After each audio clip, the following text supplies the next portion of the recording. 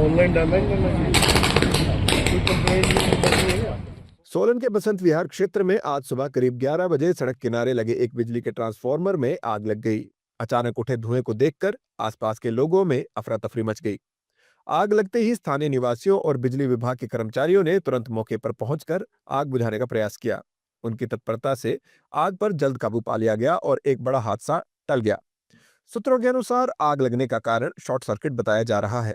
घटना के चलते कुछ समय के लिए इलाके की बिजली आपूर्ति बाधित रही।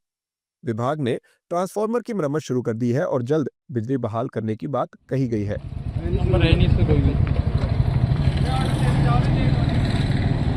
ऑनलाइन डालना ही करना चाहिए।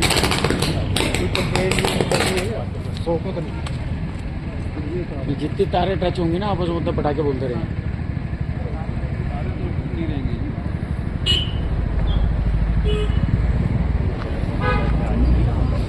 100 नंबर पे कंप्लेंट करी किसी ने? पता नहीं, वहाँ पे तो नंबर नहीं है।